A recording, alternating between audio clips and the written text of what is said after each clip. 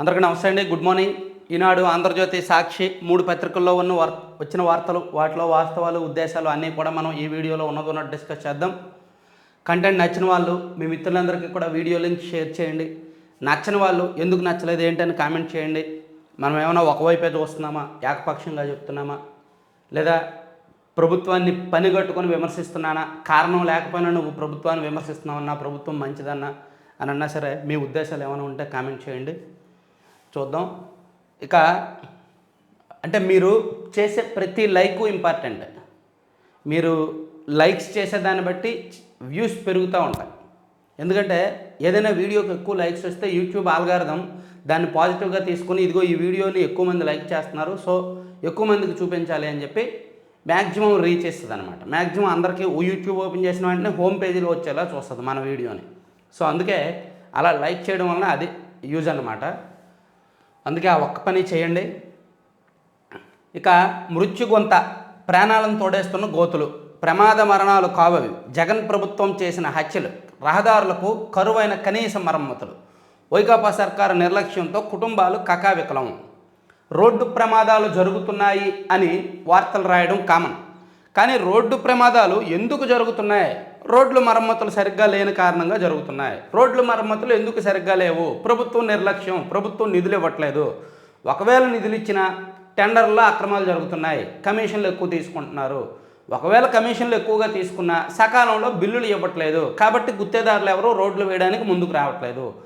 ఆ కారణంతో రోడ్లు రిపేర్లు జరగట్లేదు, రోడ్ల మీద వెళ్ళే వాళ్ళందరూ పడిపోతున్నారు, ప్రమాదాలు జరుగుతున్నాయి, ఇలా చనిపోతున్నారు అని చెప్పి జగన్ ప్రభుత్వమే ఈ హత్యలు చేస్తుంది, ఇవేమీ రోడ్డు ప్రమాదాలు కావు అని ఈనాడులో ఒక ఘాటుగా రాశారు. రోడ్లు వేస్తే ప్రజల జీవన ప్రమాణాలు పెరుగుతాయా? రోడ్లు బాగా లేవని వైకాపాను వద్దనుకోవద్దు, మంత్రి ధర్మాన ప్రసాదరావు గారు ఒకానొక సందర్భంలో చేసిన కామెంట్లు. ప్రభుత్వం అమలు చేస్తున్న ఏ ఒక్క పథకాన్ని నిలిపివేసినా రాష్ట్రంలో రహదారులు వేయడం పెద్ద కష్టమేమీ కాదు. రాష్ట్ర వ్యాప్తంగా రోడ్లు వేయాలంటే 5-6 వేల కోట్లు సరిపోతాయి. ఆ డబ్బుల కోసం డ్వాక్రా మహిళలకు ఇచ్చే ఒక్క విడత లబ్ధిని ఆపితే చాలు. మాజీ మంత్రి కొడాలి నాని. ఒక నెల సామాజిక పెన్షన్లు ఇవ్వకపోతే వృద్ధులు ఒప్పుకుంటారా? ప్రతి నెల 1న 15 కోట్ల సొమ్ము వస్తోంది. వాటిని ఆపి రహదారులకు వెచ్చిస్తే రోడ్లను అద్దాల్లా తయారు చేయొచ్చు. MLA Siddareddy, Kadiri MLA. So అంటే సంక్షేమ పథకాలు ఇస్తున్నాం కదా, అందుకని మేము అభివృద్ధి చేయం అని చెప్పకనే చెప్పారు. సంక్షేమము ప్లస్ అభివృద్ధి, అదే పరిపాలన అంటే. రెండు జోడు గుర్రాలు, రెండూ కూడా జోడిలా నడవాలి.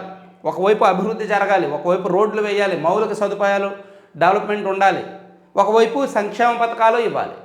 ఆ రెండూ కూడా జోడిడ్లు, ఆ రెండు సమాంతరంగా ఉంటేనే పరిపాలన బాగున్నట్టు. సో ఇక్కడ వీళ్ళు సంక్షేమాన్ని బాగా ముందుకు తీసుకెళ్తున్నారు, అభివృద్ధి ఏమో నత్తనడకన ఉంది. అంటే ఫెయిలే కదా ప్రభుత్వం. మరి వీళ్ళు చెప్పిన మాటే కదా అవన్నీ కూడా.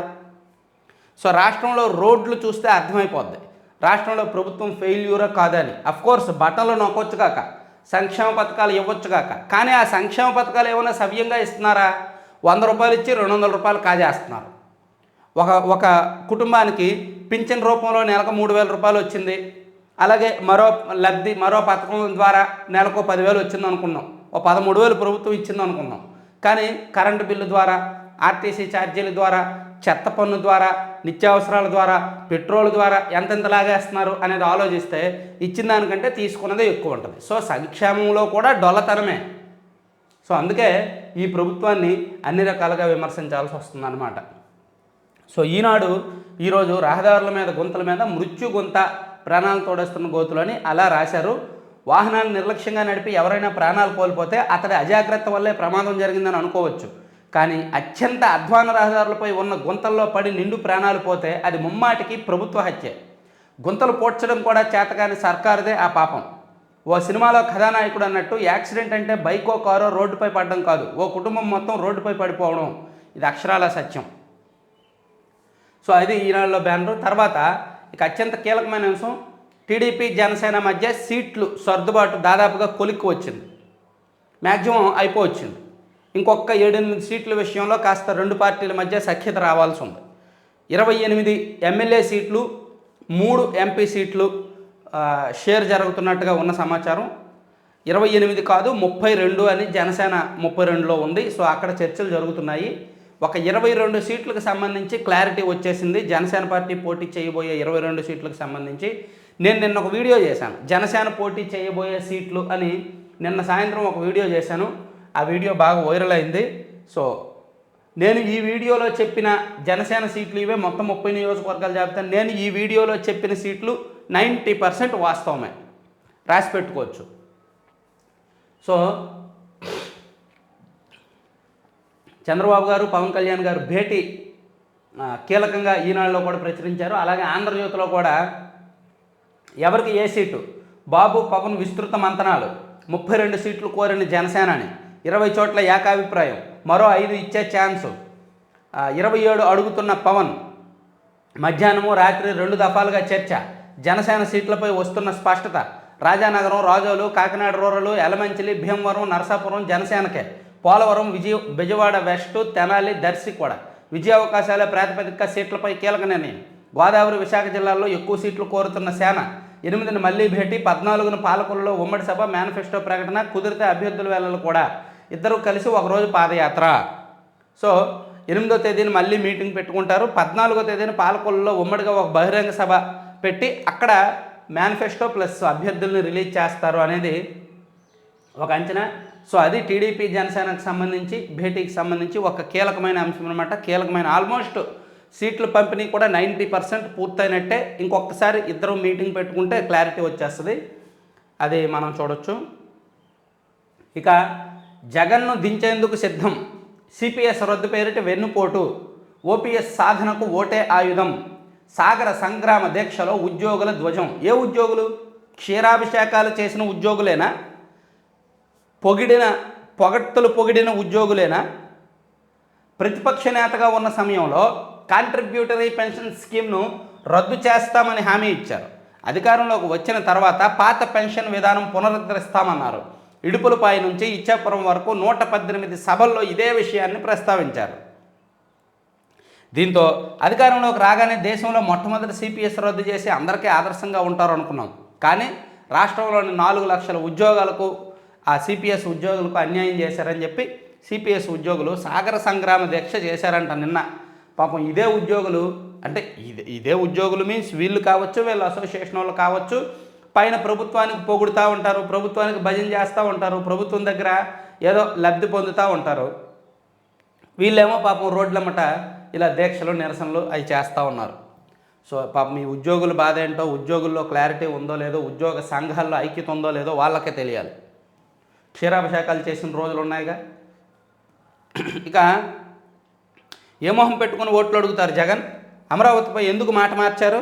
2004 నుంచి ఏం జరిగిందో నాకు మొత్తం తెలుసు. జనసేనలో చేరిన సందర్భంగా మచిలీపట్నం ఎంపీ బాలశౌరి, మచిలీపట్నం ఎంపీ వల్లభనేని బాలశౌరి గారు నిన్న జనసేన పార్టీలో జాయిన్ అయ్యారు. ఆ సందర్భంగా ఆయన కొన్ని కీలకమైన కామెంట్స్ చేశారు. జగన్మోహన్ రెడ్డి గారి గురించి నాకు మొత్తం తెలుసు, 2004 నుంచి ఇప్పుడు వరకు ఏం జరిగిందో మొత్తం తెలుసు. ఆయన ఏదో బటన్లు నొక్కి సంక్షేమ పథకాలు ఇచ్చానని చెప్తున్నారు, కానీ సంక్షేమం కూడా సఖ్యంగా లేదు, విపరీతంగా అప్పులు చేస్తున్నారు, అభివృద్ధి లేదు అని చెప్తూనే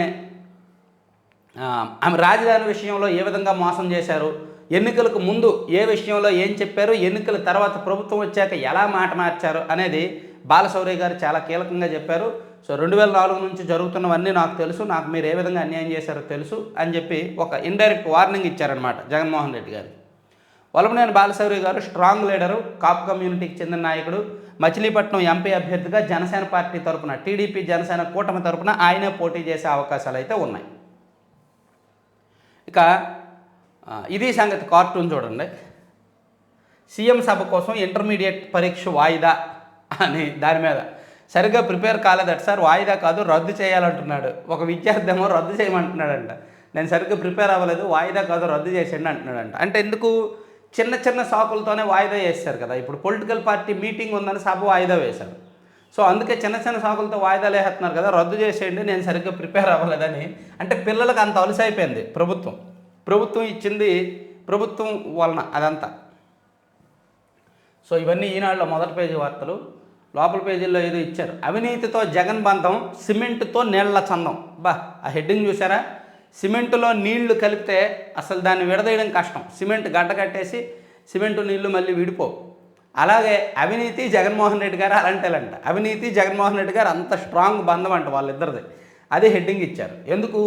ఇండియా సిమెంట్స్కు భూమి లీజు నీటి కేటాయింపుల్లో అక్రమాలు, ప్రతిగా జగన్ కంపెనీల్లో 140 కోట్ల పెట్టుబడులు, ఈ కుంభకోణంపై 11 ఏళ్ల క్రితమే సిబిఐ ఛార్జ్షీట్ దాఖలు, కేసు విచారణ ఇప్పటికి 215 సార్లు వాయిదా, నిందితులకు 7 ఏళ్ల జైలు శిక్ష పడే అవకాశం, సిమెంట్కు నీరు కలిస్తే వెంటనే గట్టిపడుతుంది, జగన్కు అవినీతి కలిస్తే ఆ బంధం దృఢపడుతుంది, ఇందుకు నిలువెత్తు నిదర్శనం సిబిఐ నీకు తెలిసిన ఇండియా సిమెంట్స్ కుంభకోణం, వెనకాల జగనన్న ఉన్నాడని ముందున్న రూల్స్ను మూసేశారు, క్యాబినెట్ను బోల్తా కొట్టించారు, నిబంధనలను దాచారు, అనుమతులు ఇచ్చారు, రాయల్టీ చెల్లించుకున్న రాయల్గా నదుల్లో నీళ్లు ఇచ్చేశారు, ఫలితం జగనన్న కంపెనీల్లో ఇండియా సిమెంట్స్ నుంచి 140 కోట్లు గలగలా పారాయి.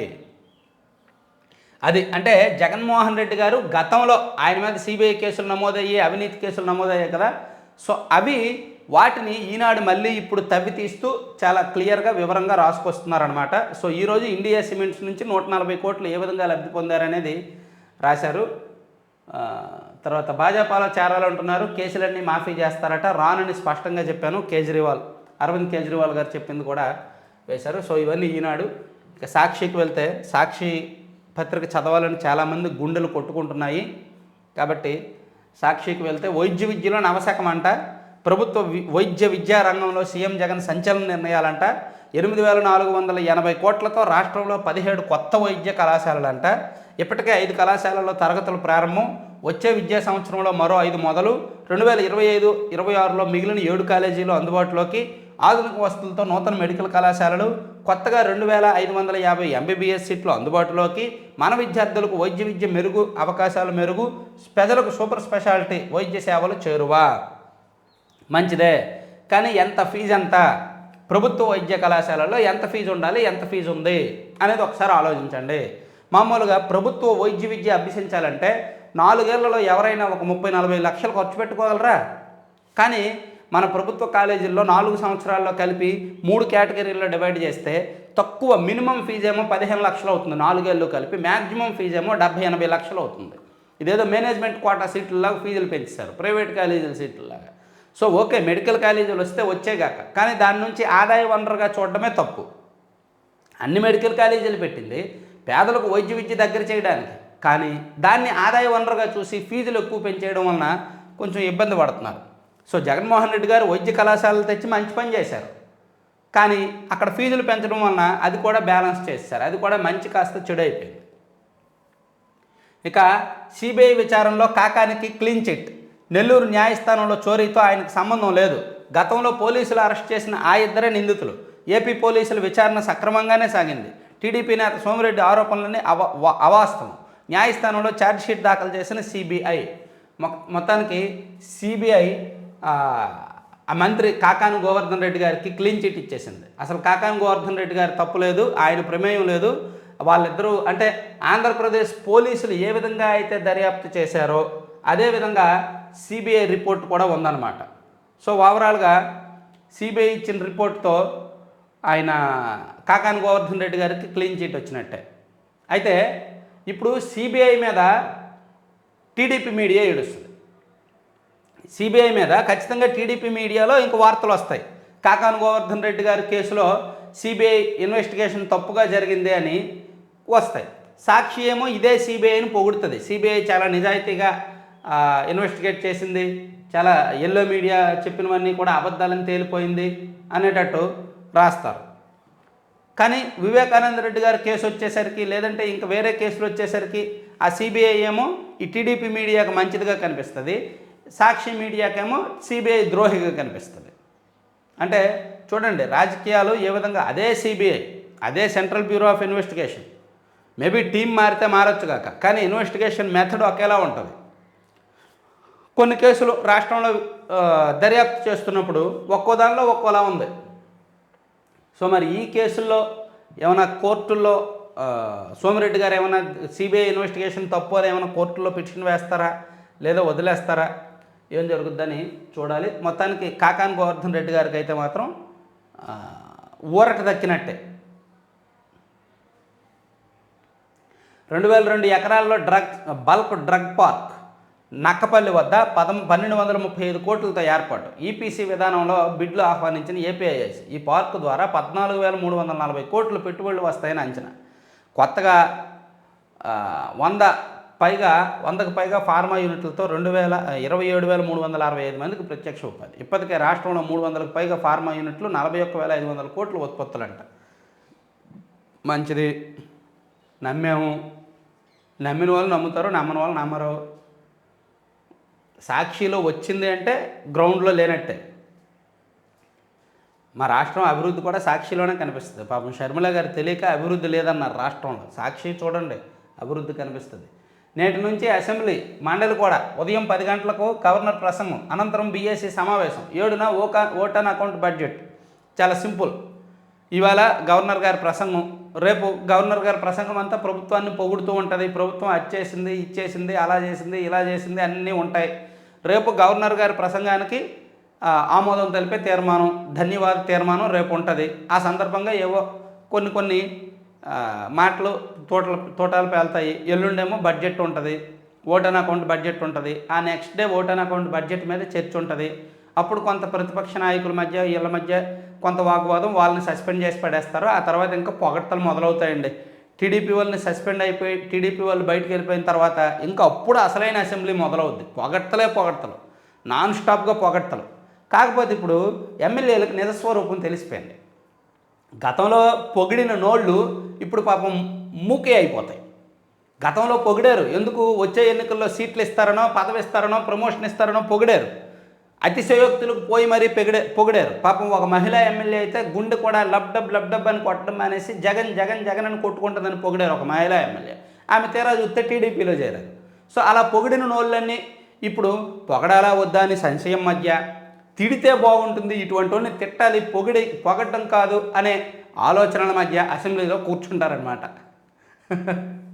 పాపం ఎన్నికలకు ముందు చివరి అసెంబ్లీ. చిన్న పరిశ్రమ దగదగ. ఎంఎస్ఎంఈల ఏర్పాటుకు రాష్ట్ర ప్రభుత్వం సంపూర్ణ సహకారం. సింగిల్ విండో ద్వారా అనుమతులు, ప్రోత్సాహక రాయితీలు. నేను నమ్మనిది. చిన్న పరిశ్రమలు కుదేలైపోయినాయి. కరెంటు బిల్లుల కారణంగా కుదేలైపోయినాయి. చిన్న పరిశ్రమలు కరెంటు బిల్లులు ఎక్కువ వచ్చి మెయింటెనెన్స్ కాస్ట్ ఎక్కువైపోయి వాళ్ళకి మేపలేక కుదేలైపోయినాయి. ఏబిఎన్ ఆంధ్రజ్యోతి. మాటలు చెప్పండి, మాయలు చేయండి. 5 ఏళ్లలో ఏం చేశారో అడగొద్దు, మళ్ళీ వస్తే అద్భుతాలే. రేవులు పరిశ్రమలతో రాష్ట్ర ఆదాయం పెంచేస్తారట. ఇంటింటికి వెళ్ళి చెప్పాలని వాలంటీర్లకు స్పెషల్ క్లాసులు. రంగంలోకి దిగిన ఎఫ్ఓఏలు, ఎక్కడికక్కడ మీటింగులు. ఇక పూర్తి స్థాయి వైసీపీ కార్యకర్తలుగా వాలంటీర్లు. జగన్ మిమ్మల్ని నమ్ముకున్నారని వేడుకోళ్ళు. ఈ 2 నెలలు యాక్టివ్గా ఉండాలని ఆదేశం, లేదంటే తొలగింపు తప్పదని హెచ్చరికలు. వేతనం, పారితోషికం పేరుతో వాలంటీర్ల పైన వలా. సో జగన్ చెప్పాడు, మళ్ళీ గెలిపిస్తే చంద్రుడి వద్దకు తీసుకెళ్తాం, కావాలంటే అక్కడ 4వ రాజధాని కట్టిస్తాం అని చెప్పి వాలంటీరు ఆ ప్రజలకు, కుటుంబాలకు వెళ్ళి ఇంటింటికి వెళ్ళి మాయమాటలు చెప్పమని వాలంటీర్లకు కౌన్సిలింగ్ ఇస్తున్నారంట, క్లాసులు పెరుగుతున్నారంట. ఈ ఎన్నికలు వాలంటీర్లకు చావు బతుకుల సమస్య లాంటిది. జగన్ మిమ్మల్ని నమ్ముకున్నారు, 5,000 జీతానికి ఇచ్చి 5,000 వాళ్ళ జీతం, 5,000 జీతానికి వాళ్ళని నమ్ముకొని ఎలక్షన్లకు వెళ్ళిపోతున్నారా? ఈ ఎన్నికలు వాలంటీర్లకు చావు బతుకుల సమస్య లాంటివి. జగన్ మిమ్మల్ని నమ్ముకున్నారు, మిమ్మల్ని నమ్ముకునే ఎమ్మెల్యేలను, మంత్రులు, నియోజకవర్గాలను కూడా మార్చేస్తున్నారు. రాబోయే రోజుల్లో ప్రభుత్వం ఉద్యోగుల కంటే వాలంటీర్లు కీలకమవుతారు. అదే జగనన్న ప్రభుత్వ ప్రత్యేకత. ఇది ఎఫ్ఓఏ ప్రతినిధుల క్లాస్. ఈ 2 నెలల సమయం చాలా విలువైంది. ప్రతి వాలంటీరు ప్రభుత్వానికి సేవలు అందించే సమయం వచ్చింది కనుక వాలంటీర్లు అందరూ యాక్టివ్గా ఉండాలని ఆదేశిస్తున్నాం. ఇన్నాళ్ళు ఏమైనా వాలంటీర్లు పడుకున్నారా ఏంటి? ఇన్నాళ్ళు ఏమైనా యాక్టివ్గా లేరా? ప్రతి పథకానికి వాళ్ళే, ఓట్ల వెరిఫికేషన్కి వాళ్ళే, ఇంటింటికి వెళ్ళే కార్యక్రమానికి వాళ్ళే. ఎమ్మెల్యేలు గడప గడపకు మన ప్రభుత్వానికి వెళ్ళినా వాలంటీర్లు ఉండాల్సిందే. ఇంటింటికి గృహసారథులైనా వాలంటీర్లు ఉండాల్సిందే. పథకం లబ్ధి ఎంపికకు వాలంటీర్లు ఉండాలి, అది ఇవ్వడానికి వాలంటీర్లు ఉండాలి. వాట్ల కోసం వాలంటీర్ల కుక్కర్లు. వెల్లంపల్లి విందు రాజకీయం. ఎన్నికల్లో తనను గెలిపించాలంటూ కానుక. వైసీపీ విజయం కోసం కీలక పాత్ర పోషించాల్సిన అవసరం ఉందన్న విన్నపం. విజయవాడ సెంట్రల్ వాలంటీర్లతో భేటీ. ఇది ఒకటి ఎక్కువ ఉంటుందండి. ఇంకా వైఎస్ఆర్ కాంగ్రెస్ పార్టీ అభ్యర్థులు ఆ వాలంటీర్లకు చిన్న చితక కానుకలు ఇచ్చుకుంటారు. ఎందుకంటే వాలంటీర్లు 50 ఇళ్ళలో కనీసం ఒక 30-40 ఇళ్ళు వాళ్ళు ఓట్లు శాసించగలరు కాబట్టి ఇది ఒకటి ఎక్కువగానే ఉంటుంది. వాలంటీర్లు దేవుళ్ళలా కనిపిస్తారు ఇప్పుడు వైసీపీ అభ్యర్థులకి. అయితే వాలంటీర్లు కాస్త రియాలిటీ ఆలోచించే వాళ్ళు, మంచి చెడులు ఆలోచించే వాళ్ళు అయితే చూడాలి. తర్వాత వంశీ నువ్వు కిందకెళ్ళు. జగన్ విఫల సీఎం, ప్రజా కోర్టులో శిక్ష ఖాయం అబద్ధాలతో వంచిన చంద్రబాబు, జగన్ నెరవేర్చిన వాగ్దానాలపై టీడీపీపై ఛార్జిషీట్ విడుదల, రాజ్యసభ ఎన్నికల తర్వాత చెబుతానన్న టీడీపీ అధినేత. సో నిన్న జగన్ వైఫల్యాలపై తెలుగుదేశం పార్టీ ఒక ఛార్జిషీట్ విడుదల చేసింది. జగన్మోహన్ రెడ్డి గారు ఏ హామీలు ఇచ్చారు, వాటిని ఎలా విస్మరించారు. నువ్వు కిందకెళ్ళు. సో జగన్మోహన్ రెడ్డి గారు ఎన్ని అంశాల్లో హామీలు ఇచ్చారు, వాటిలో ఎంత విఫలమయ్యారు అనేది నిన్న ఒక ఛార్జ్షీట్ రిలీజ్ అయ్యి మొత్తం మీద ఒక 25% మాత్రమే జగన్మోహన్ రెడ్డి గారు హామీలు నెరవేర్చారు. ఆయన రాష్ట్ర స్థాయి హామీలు ఇచ్చారు, జిల్లా స్థాయి హామీలు ఇచ్చారు, నియోజకవర్గ స్థాయి హామీలు కొన్ని ఇచ్చారు. ఆ హామీలు అన్నింటిలో కూడా కేవలం 25% మాత్రమే రిలీజ్ చేశారు, నెరవేర్చారు. మిగిలిన అన్నీ కూడా నెరవేర్చలేదు అని చెప్పి ఒక ఛార్జ్షీట్ రిలీజ్ చేశారు. తర్వాత నేటి నుంచి అసెంబ్లీ. తర్వాత చెల్లికే గౌరవం ఇవ్వని జగన్ అర్జునుడా, షర్మిలను నీచంగా తిడుతుంటే అన్నగా జగన్ ప్రోత్సహిస్తున్నాడు. సొంత చెల్లికి గౌరవం ఇవ్వని వాడు మన ఆడపడుచులకు ఇస్తాడా? ఎన్నికల బరిలోకి వస్తున్నాం, మాటలు కత్తుల్లా ఉంటాయి, కాసుకోండి. నేను పవర్ స్టార్ కాదు, ప్రజా కూలి, దుర్మార్గ పాలన అంతమే లక్ష్యం. పవన్ కళ్యాణ్ వ్యాఖ్యలు. వైసీపీ ఎంపీ బాలశౌరి పార్టీలో చేరిక.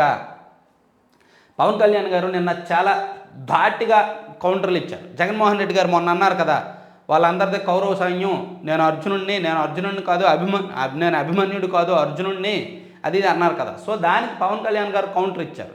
సొంత చెల్లిని తిడుతుంటే వాళ్ళని రక్షిస్తున్న జగన్మోహన్ రెడ్డి గారు అర్జునుడా? సొంత బాబాయిని హత్య చేసిన వాళ్ళని కాపాడుకుంటూ వస్తున్నవాడు గాంధీవదారా అని ఇలా కొన్ని కౌంటర్లు చాలా స్ట్రాంగ్గా ఇచ్చారనమాట. ఇక అవినీత్ కుమార్ మాటలతో దాడి, మూటల దోపిడీ. నెల్లూరు జిల్లాకు చెందిన గుండెకాయ లాంటి నియోజకవర్గం నుంచి రెండోసారి ఎమ్మెల్యేగా గెలిచారు. మనిషి చక్కగా ఉంటారు, నడతా హావభావాలు స్టైల్గా ఉంటాయి, మాట తీరు మాత్రం గబ్బుగా ఉంటుంది. స్వామి భక్తిని చాటుకోవడానికి విపక్ష నేతలు పత్రికలపై నోరు పారేసుకోవడం ఆయన నైజం. ఇక దోపిడీ చేయడంలో ఆయనే సాటి. నెల్లూరు జిల్లా కొండల్లో లభించే తెల్లరాయిని ఇష్టానుసారం తవ్వించి కోట్లు కొలగొడుతున్నారు. తాడేపల్లికి ప్రతి నెల 15 కోట్ల కప్పం కట్టేలా ఒప్పందం చేసుకుని ప్రభుత్వ ప్రైవేటు లీజు క్వారీల్లో దందా సాగిస్తున్నారు. గత 3 నెలల్లోనే ఏకంగా 450 కోట్లు దండుకున్నట్టు అంచనా. ఇక ఇసుకలోనూ బాగా వెనకేసుకుంటున్నట్టు. గత ఎన్నికల తర్వాత ఈ ఎమ్మెల్యే పూర్తిగా పెడదారి పెట్టారు. అక్రమాలతో పాటు ఆయన వ్యవహారశైలి స్థానికంగా వ్యతిరేకత పెరిగింది. చాలామంది నాయకులు, కార్యకర్తలు దూరమయ్యారు. నియోజకవర్గ బదిలీలో భాగంగా పార్టీ అధిష్టానం ఆయన వేరే జిల్లాకు పంపించింది. తెలుసుగా ఎవరో? మాజీ మంత్రి గారు, నెల్లూరు జిల్లాకు చెందిన మాజీ మంత్రి గారు కుమార్ అని ఉంటుంది. సో ఆయన గురించి, ఒక మాజీ మంత్రి గారి గురించి రాశారు. ఇక అధర్మ భేటీ. 17 మంది రెవెన్యూ అధికారులపై తీవ్ర కేసులు, నేడు మంత్రి విచారణ. తీవ్ర అభియోగాలు ఎదుర్కొంటున్న అధికారుల కేసులపై ప్రత్యేక శ్రద్ధ. ఎన్నికలకు ముందు శరవేగంగా ప్రక్రియ, 2 నోటీసులు, 5వ తేదీన విచారణ. రెవెన్యూ వర్గాల్లో అనుమానాలు, తహసీల్దార్ హత్యపై తీవ్ర స్పందన. ఇది సీరియస్ కేసుల నుంచి విముక్తి కోసం. విజయనగరం జిల్లా బొండపల్లి మండల తహసీల్దార్ రమణయ్య హత్యతో రెవెన్యూ యంత్రాంగం అట్టుడుకుపోతోంది. సహచరుడు దారుణ హత్యోదంతాన్ని నిరసిస్తూ ఉద్యోగులు పోరుబాటు పట్టారు. శ్రీకాకుళం జిల్లా దమిలాడు గ్రామానికి చెందిన రమణయ్య హత్యపై అదే జిల్లాకు చెందిన రెవెన్యూ మంత్రి ధర్మాన ప్రసాదరావు మాత్రం ఇప్పటి వరకు పెద్దగా స్పందించలేదు. సో ఆయన రెవెన్యూ శాఖలో అభియోగాలు ఉన్న ఉద్యోగులతో భేటీ అవుతున్నారు. వాళ్ళని మేబీ అనుకూలంగా మార్చుకోవడానికేమో. ఇక సో ఇవన్నమాట 3 పత్రికల్లో ఉన్న వార్తలు. పక్క నుంచి పాటలు వినిపించి డిస్టర్బ్ చేస్తూ ఉన్నాయి, నేనేమో నాన్ స్టాప్గా చెప్పాల్సి వస్తుంది. విధేయులైన అధికారులకు కీలక పోస్టింగులు. తిరుపతి కలెక్టర్, ప్రకాశం ఎస్పీలను మార్చండి, ఎస్డిపిఓలుగా ఇతరులను నియమించండి. కేంద్ర ఎన్నికల సంఘానికి టీడీపీ ఫిర్యాదు. ఓకే. పద్మశ్రీ గ్రహీతలకు నెలకు పద్మశ్రీ అవార్డు వచ్చిన వాళ్ళకి 25 లక్షలు ఇస్తారంట. నిన్న రేవంత్ రెడ్డి గారు ప్రకటించారు, అదొకటి చూడొచ్చు. సో ఓవరాల్గా ఇదండి 3 పత్రికల్లో ఉన్న వార్తలు. మరిన్ని కీలకమైన అంశాలతో నేను మళ్ళీ నెక్స్ట్ వీడియోలో కలుద్దాం. సో చిన్న డిస్టర్బెన్స్లు ఉండొచ్చు, ఏమీ అనుకోవద్దు. Thank you.